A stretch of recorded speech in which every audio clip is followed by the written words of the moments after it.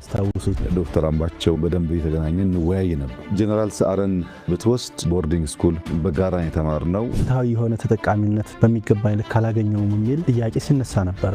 የአማራ ህዝብ እንደ ህዝብ በጠላትነት ፈርጆ የኖረው ማን ነው? ለሴራ ጎንጓኞች የጦር መሳሪያ የሚያስታጥቀው ሀገር ሴቱ ነው።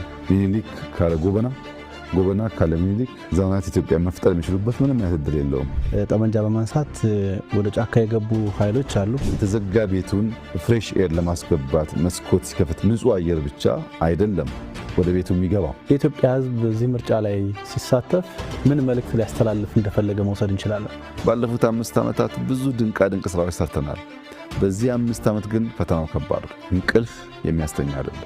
ጠቅላይ ሚኒስትር ዶክተር አብይ አህመድ በፖለቲካዊ ኢኮኖሚያዊና ማህበራዊ ጉዳዮች ላይ ከአማራ ሚዲያ ኮርፖሬሽን አሚኮ ጋር ያደረጉት ቆይታ አሁን ይጀምራል።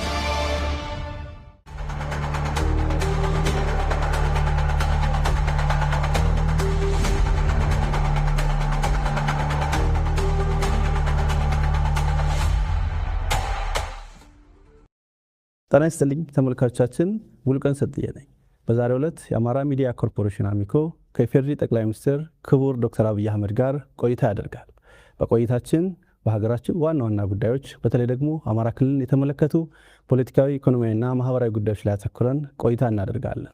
አብራችሁን ክቡር ጠቅላይ ሚኒስትር ጊዜዎትን አጣበው ከአማራ ሚዲያ ኮርፖሬሽን ጋር ቆይታ ለማድረግ ስለፈቀዱ ክብር ይሰማናል። እጅግ አመሰግናለሁ። እኔም ስለጋበዝከኝ እጅግ አድርጌ አመሰግናለሁ። በጣም አመሰግናለሁ። ለመግቢያ የማደርገው ጥያቄ በኢትዮጵያ ታሪክ ውስጥ የአማራና የኦሮሞ ህዝብ አብሮ የመኖር ታሪክ እንዲሁም በሀገር ግንባታ ላይ የነበራቸውን አስተዋጽኦ እንዴት ይታያል የሚለውን ጥያቄ እንደ መግቢያ ወስጀዋለሁ። በኢትዮጵያ ውስጥ የሚኖሩ ህዝቦች በዘመናት መካከል አብረው ሲኖሩ በብዙ መልኩ የተጋመዱ፣ የተሳሰሩ፣ የተጋቡ፣ የተዋለዱ እና በጋራ ይኖሩ ናቸው ሁሉም።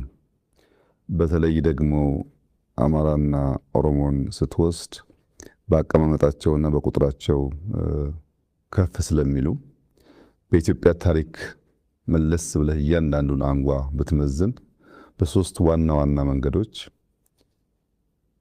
በስፋት የተጋመዱ መሆናቸውን ታያለህ። አንደኛው በጋብቻ ነው። ግለሰቦች ለንግድ ለውጊያ ሲንቀሳቀሱ አንዱ ካንደኛው እያገባ የመዛመድ ልምምዳቸው ሰፊ ነው። ሁለተኛው የፖለቲካል ጋብቻ ነው። ፖለቲካው በኢትዮጵያ ታሪክ ውስጥ በነበረው ቆይታ